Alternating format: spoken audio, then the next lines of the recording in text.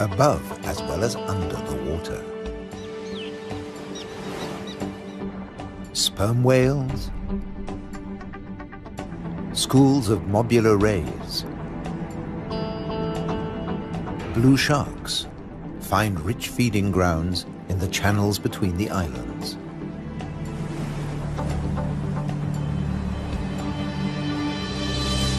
Nutrient-rich reefs draw in life.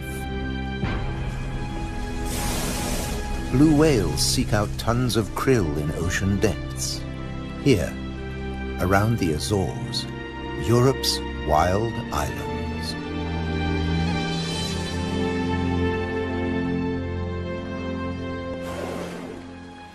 A family of false killer whales cruise the ocean on the lookout for prey. A blue shark patrols alone. Shoalfish confuse single predators. But when they meet false killer whales, the water boils. An individual false killer whale dives down with its prey.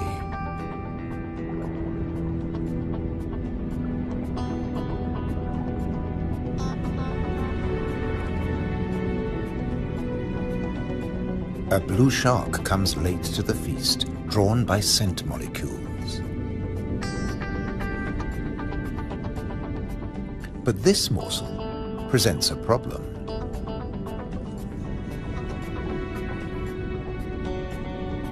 With jaws not made for chewing, it'll never swallow this tail fin.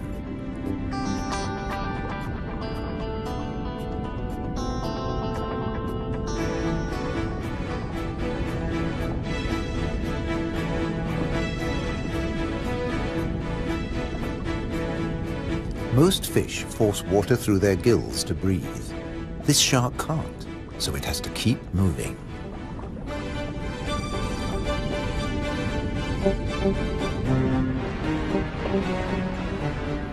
Near the surface, another blue shark is demolishing a tuna.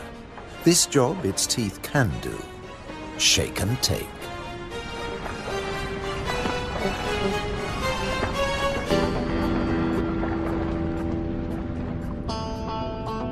Fragments streaming from its gills float to the surface. A little extra for the seabirds.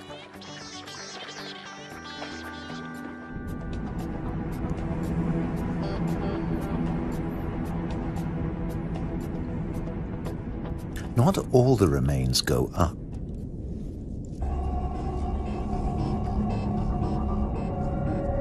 Spread by the current, the scent draws a moray eel from its cave.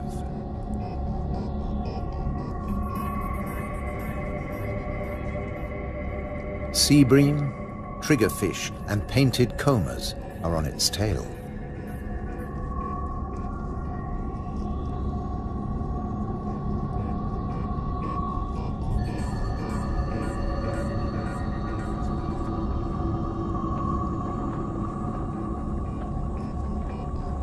The ocean around the Azores is not short of flesh.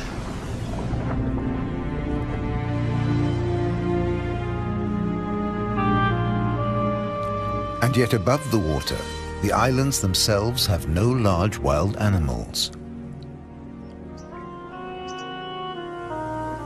When Portuguese sailors landed on the Azores in 1427, these first humans found no vertebrates at all, except birds and two small species of bat.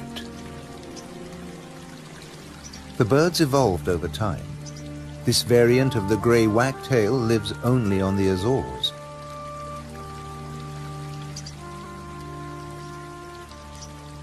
With head feathers a different color from its European relatives. Whole islands have changed too. Santa Maria must have been much warmer once.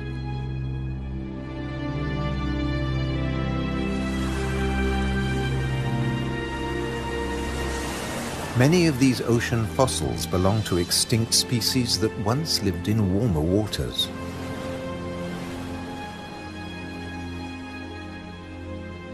The water temperature may have fallen, but not the diversity of species.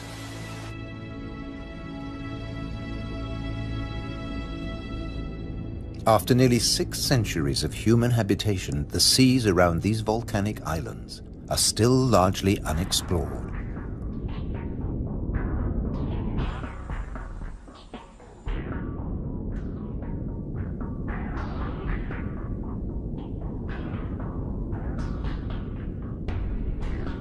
This is the world of the anglerfish.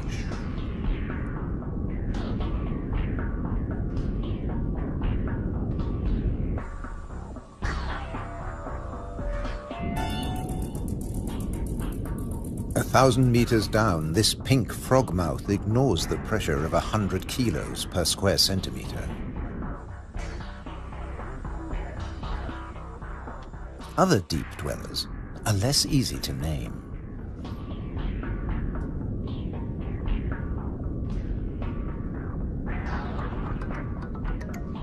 In the darkness, it's easy to underestimate your prey.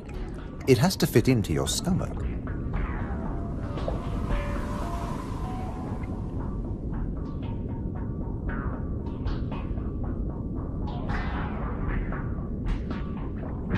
The six-gill is one of the largest deep-sea sharks, but at night it swims to the shallows to feed. The spider crab lives in darkness. It has never seen this kind of light. Nor has its coral community. Beyond the scorpionfish and past the deep-sea sponges, there's an unknown world.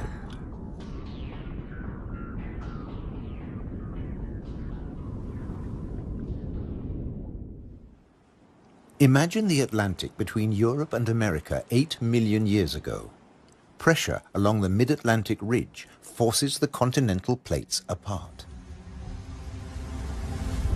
Volcanoes pierce the surface on both the Eurasian and the American side. The Azores.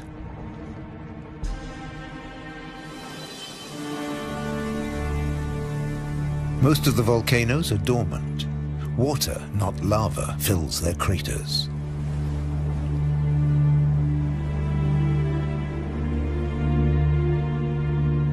Sometimes only crater edges rear from the sea, worn down by the elements. Spawned by the sea, thereto they will return. For now, it's craters that dominate the landscape. Gases still escape from fumaroles on some of the 1,700 volcanoes. Heat brings water almost to boiling point.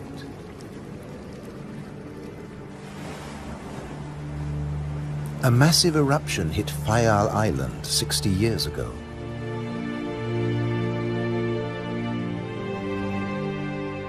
Humans couldn't live in this lunar landscape. Hundreds followed the sun to America. On the volcano's slopes, life had to begin again. Birds were pioneers on naked rock. Wind and birds still bring seeds from over the sea. Some come floating in.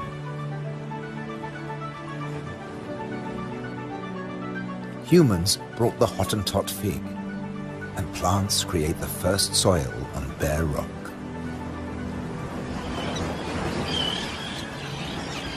An active volcano will destroy life.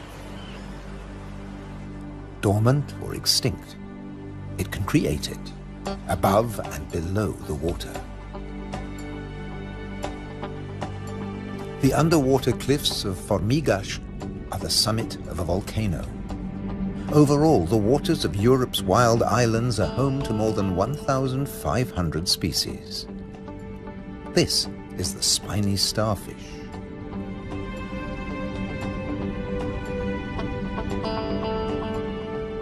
There are 530 fish species, like the damselfish, swarming along reef ledges.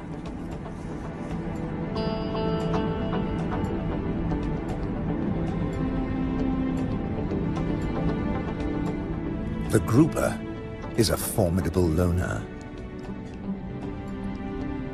Its giant maws scare off intruders.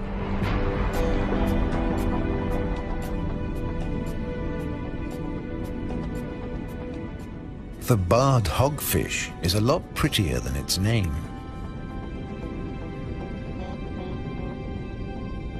It's a protogynous hermaphrodite like its cousin, the grouper.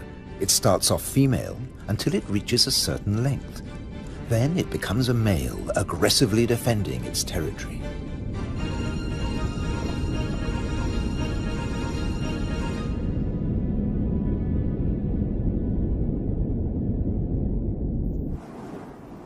The archipelago's weather changes too, up to 4 seasons in a single day.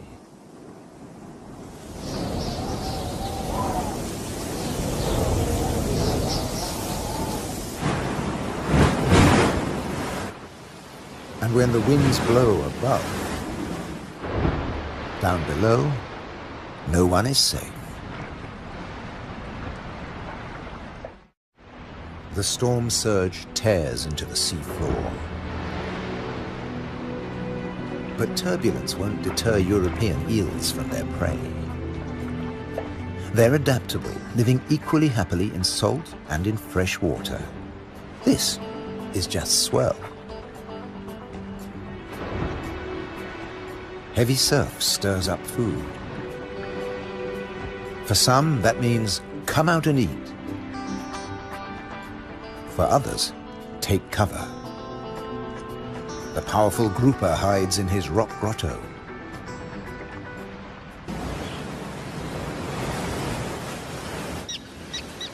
In churning waters, it's tough to spot your prey. But the common terns have no choice. The first chicks have hatched, and they're waiting to be fed.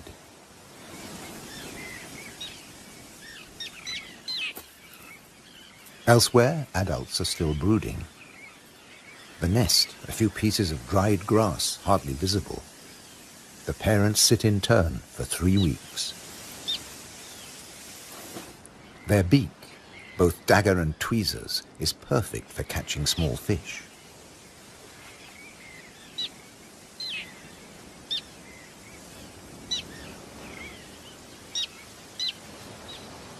"3,000 pairs breed here.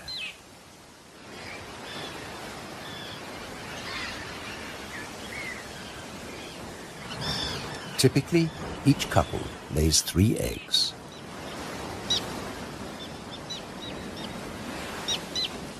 The chicks are fed for 4 weeks, till they can fly as well as their parents.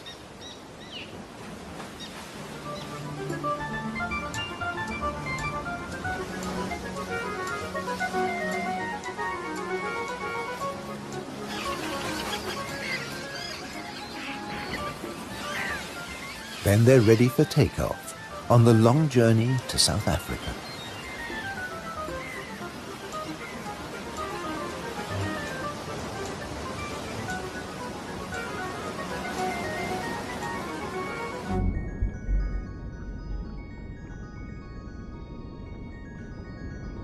Under the water, survival can depend on staying still, very still, like a wide-eyed flounder.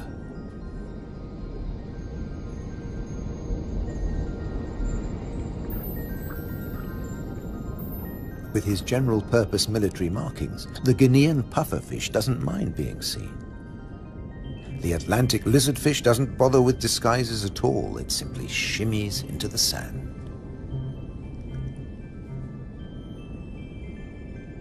This may fool both its prey and its predators. But it won't fool the pufferfish patrol.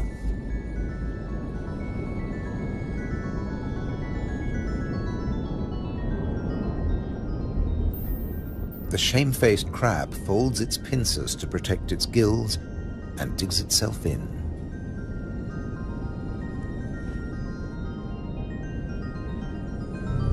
Leaving no opening for the plump flatfish.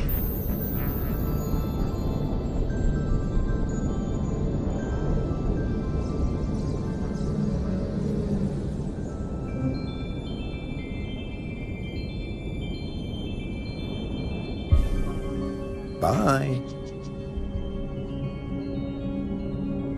A starfish flees at top speed from a marauding snail.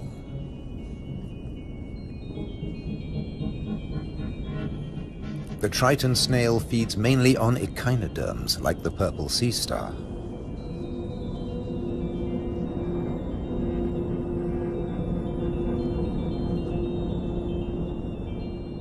It's no big deal for an octopus. No pickings for it here.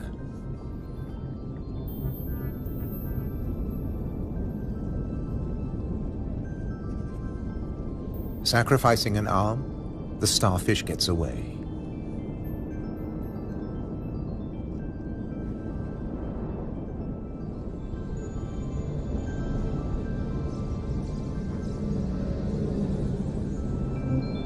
It's escaped with its life, and the limb will grow again. These wild islands in the Atlantic are a freshwater reservoir. Vast amounts of seawater vaporize in the warm ocean air, and freed of salt, they unload onto the Atlantic islands.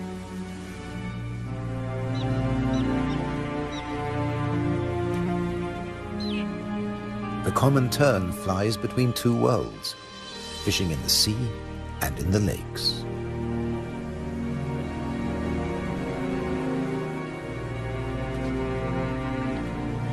Humans brought the freshwater fish to these islands. Water flows straight off the impervious lava rock.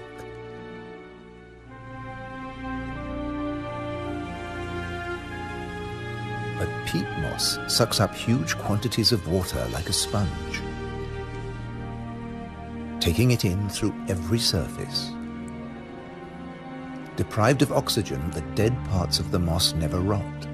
The extremities keep on growing, and the moss colonizes more and more of the bare rock.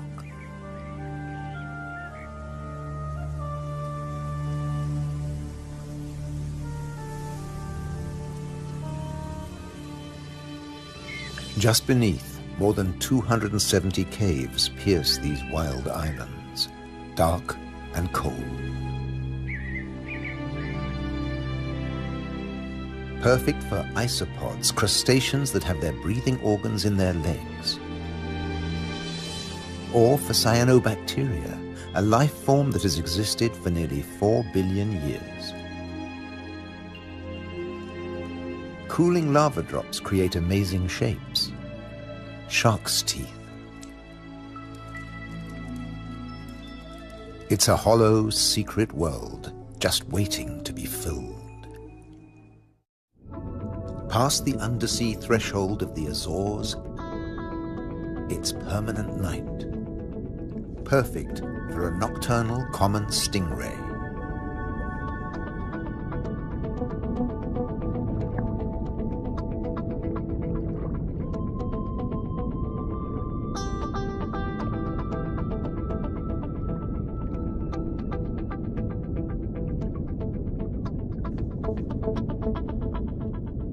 It's not alone here. Sliding over the cavern walls, unicorn shrimp. In the camera light, combers and scorpionfish snatch at their prey.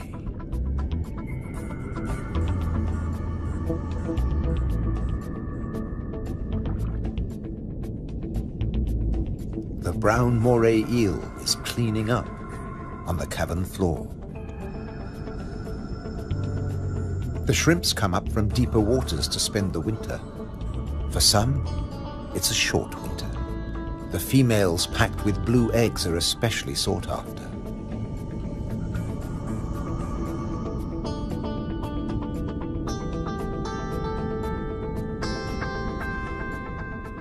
The shrimps also live off crustaceans, their own species. What's left of the moray eel's dinner?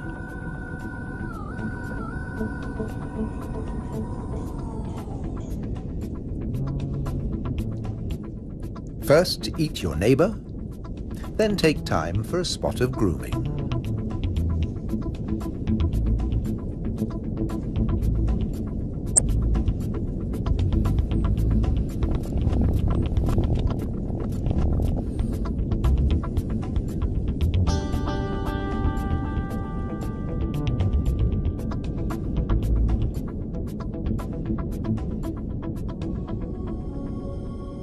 Nearby, on the rocks, an octopus with a human face reaches out.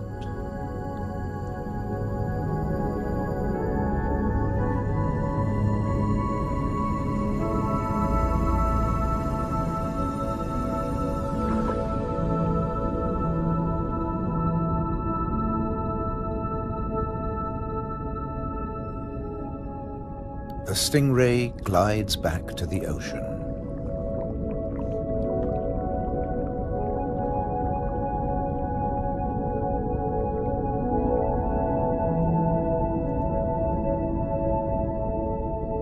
Passing the hundreds of bristleworms growing in front of the cavern.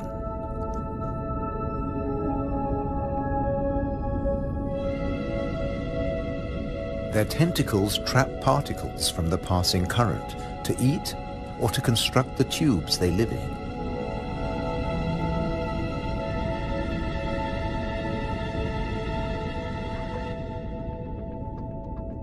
Deeper down is a mysterious place, a rare sight in the Azores, a garden of soft corals.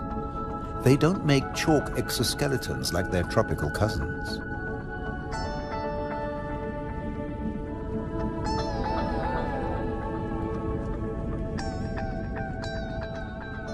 The currents carry plankton down to their home on sunken seamounts.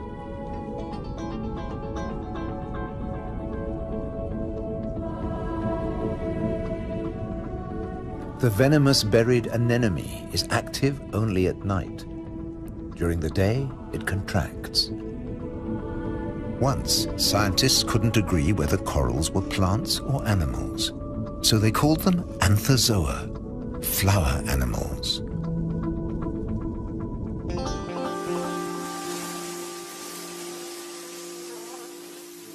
No doubt about these. All the flowers on Europe's wild islands arrived from somewhere else. Hydrangeas came from Asia. Natural boundaries between fields. They're a symbol of the Azores.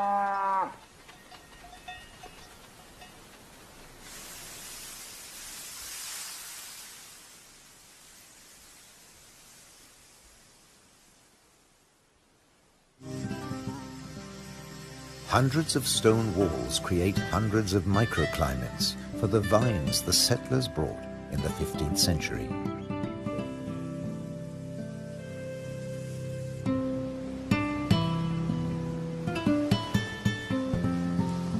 "400 years later, the vineyards were abandoned as islanders left for America.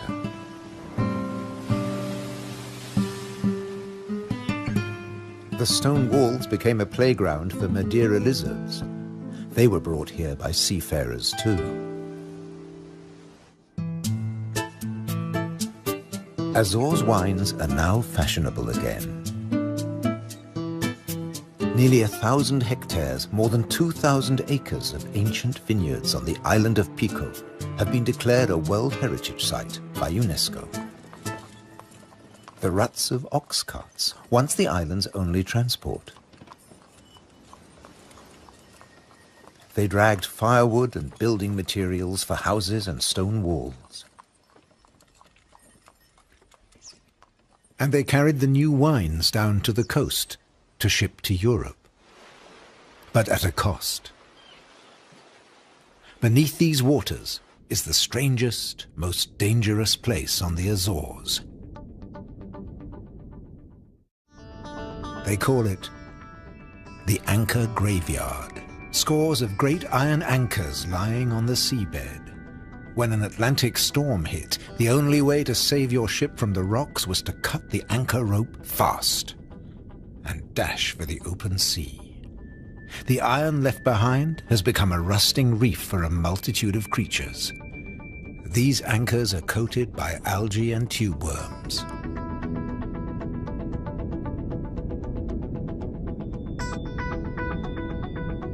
A shark's outline protects hiding fish.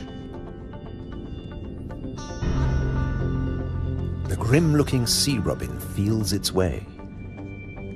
The 3 front spines of its pectoral fins have their own receptor cells for finding food.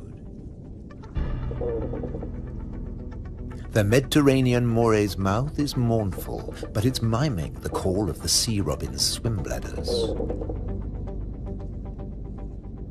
A common octopus discreetly searches for food. It will fit in anywhere.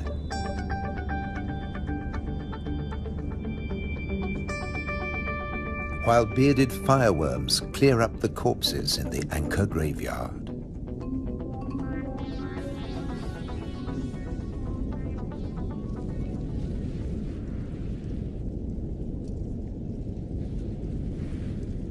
They are the mobile relatives of the immobile tube worms.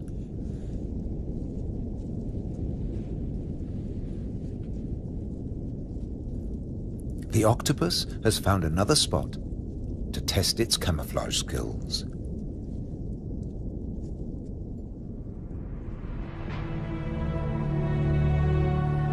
Above water too, human presence is everywhere, even in the craters.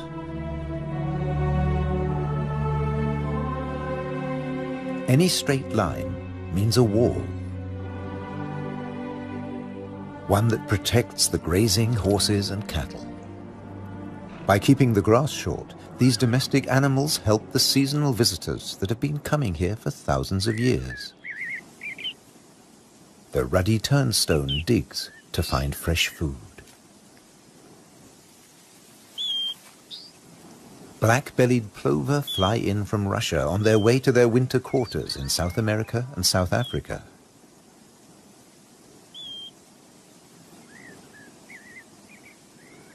The ruddy turnstone drops in from the Arctic. The northern wheatear arrived from Canada via Greenland. The American pipit drifted in from North America. The blackbird? Well, it's here all year round. It's an endemic variety. The male is darker and glossier than its mainland cousin. Birds have to transport their own weight. A little body can be a big advantage on a long journey. But weight doesn't matter to other migrants. They're supported by water.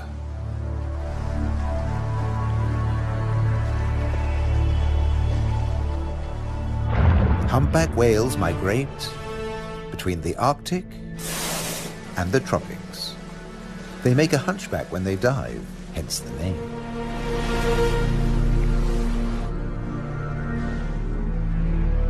A pod of fin whales, the blue whale's closest relatives. The two species can interbreed. They swim back and forth between Arctic and subtropical waters.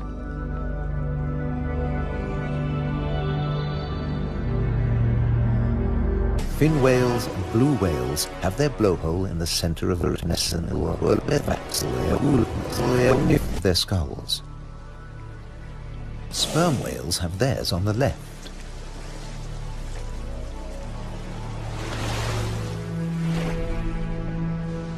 Baleen whales spend long periods sieving krill and plankton from the waters of the Azores.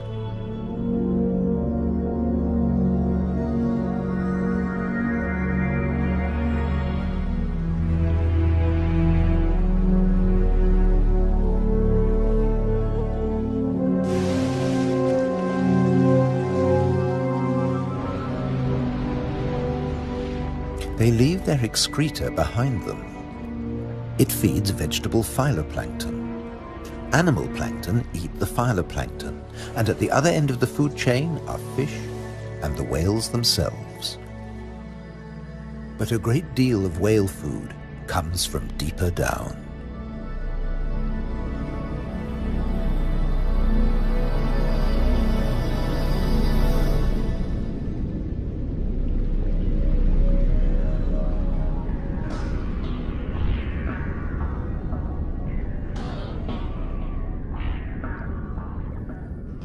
Meanwhile, not all the creatures of the eternal darkness are permanently banished to the depths. Every night, countless organisms leave the realm of the bizarre anglerfish and rise into shallower waters. Colossal amounts of krill join them on the upward journey. A nightly vertical migration. Salps and bioluminescent comb jellies illuminate the greatest movement of biomass on Earth. All here to harvest the vegetable plankton, or get eaten themselves. This innocent-looking blob is anything but. A Portuguese man-o'-war is a colonial organism, a conglomeration of polyps serving different functions. One polyp is the sail. Innumerable other polyps repel invaders or catch booty with tentacles that stretch up to 30 meters. On the right, a salp has become ensnared. Venom from stinging cells kills the prey. The tentacles drag it to the mouth.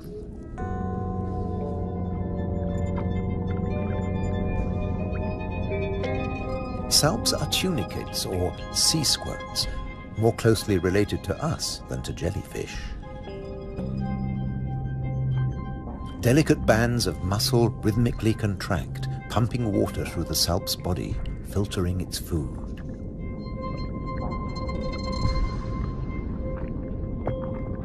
Salps build into chains and can direct themselves through the water.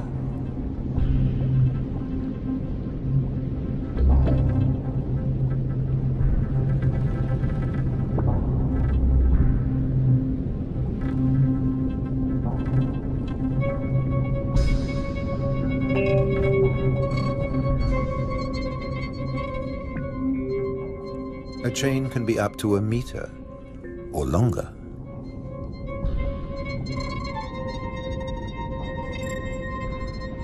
Unlike salps, many jellyfish have venomous tentacles.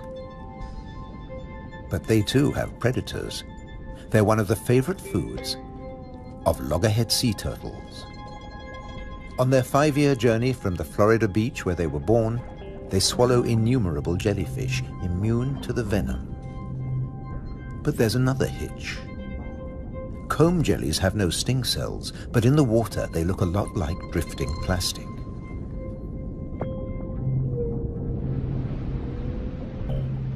And that's the problem. The turtles try to eat plastic, and it kills them.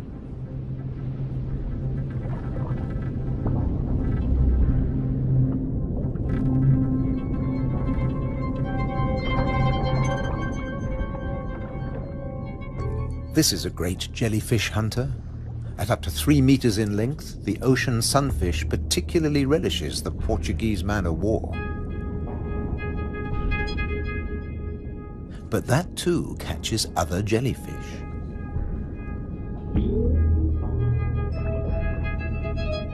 The sunfish can dive. This heaviest of all bony fish tears its prey apart in the depths.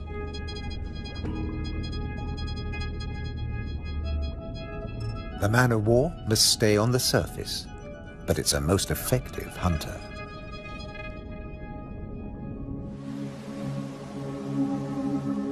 The Cory's shearwater also has a successful strategy, at least in its familiar world.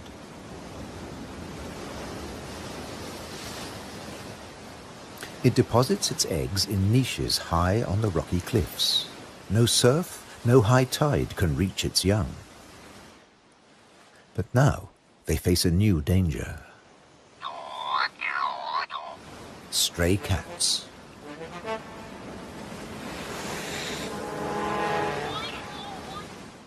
The female shearwater laid a single egg in May. Pity there's only one. Looks like a bad strategy now. They can't adapt to an unwanted gift brought by humans.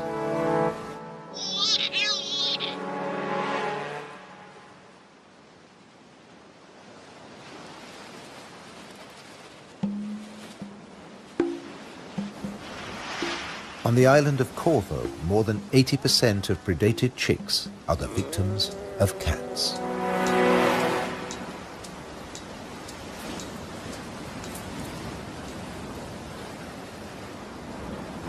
There's nothing the adult birds can do. They spend the whole day out over the sea.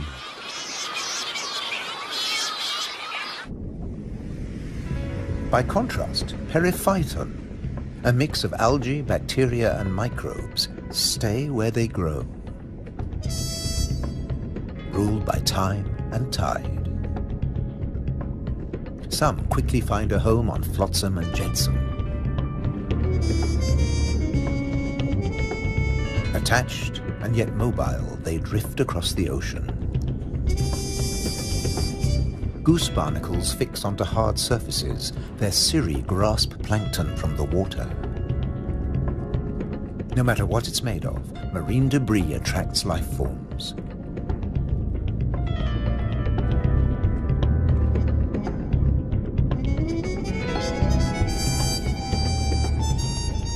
One of the ocean's fastest swimmers likes to stay close to flotsam, the mahi-mahi.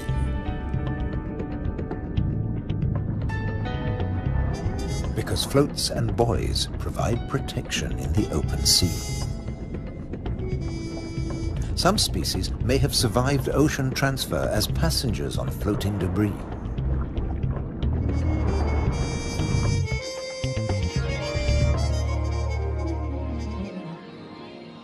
When shearwater breed, dusk brings a deafening chorus. Parent birds calling to their young as they return from the sea.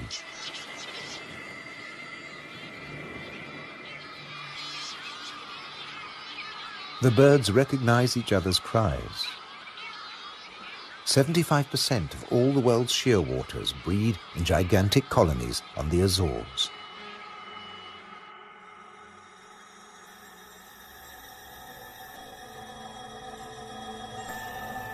The name Madeira lizard says it all. This creature originated on a distant island. The Madeira wall lizard is very common on the Azores. It's one of the few reptiles found on these islands, and it's very fond of nectar. Invertebrates and vegetable matter complete its diet.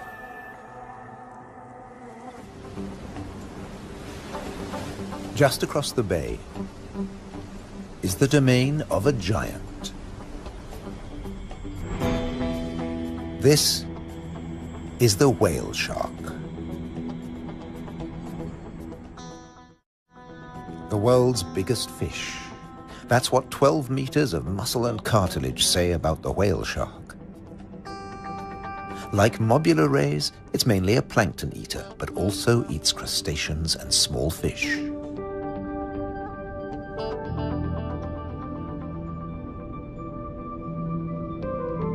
The rays' rolled fins on their foreheads direct the plankton into their mouths.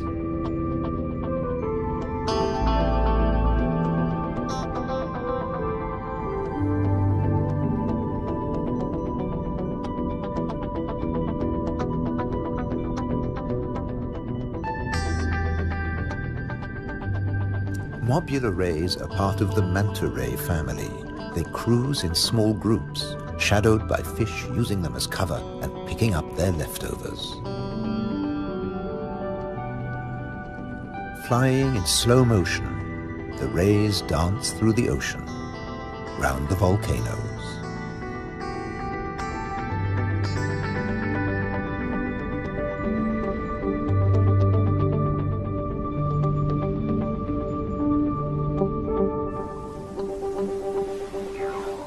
High above, there's something stirring on the cliffside.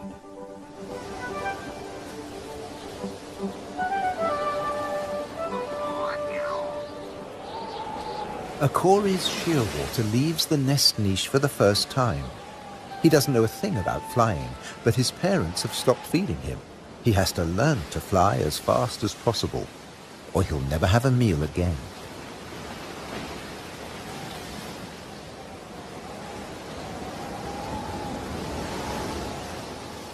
He needs a takeoff point with a fair wind.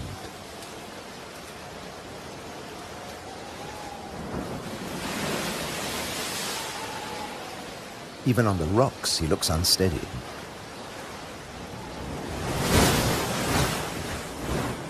A fellow shearwater learns the difference between flying and falling.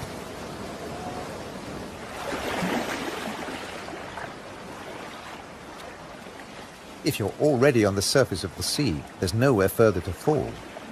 But getting aloft is even more difficult.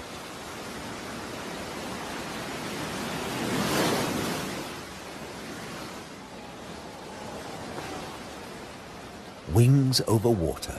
That's the right idea.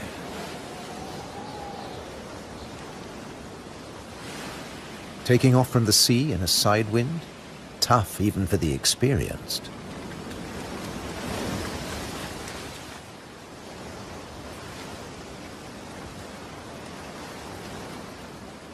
It's now or never. Pluck up your courage. Embrace the wind and off to South America.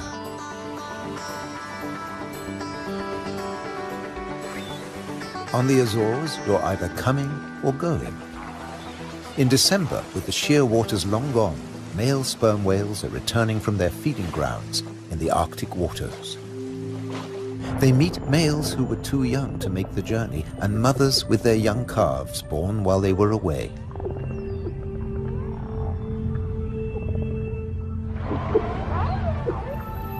While the mother dives for food, her calf stays on the surface. It'll be 2 years before he dives with the group.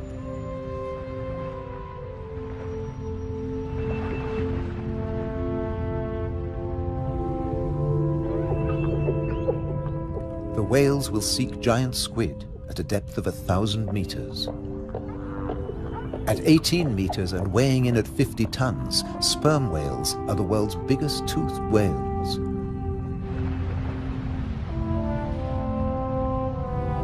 The calf will remain alone for up to an hour, defenseless against a possible attack by killer whales.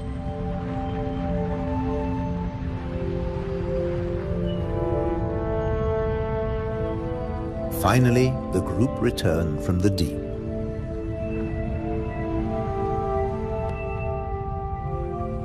The calf is once more under the protection of its mother. She will feed it for 2 years. During this time, she won't fall pregnant. Now the whales can take their ease, preferably hanging vertically in the water.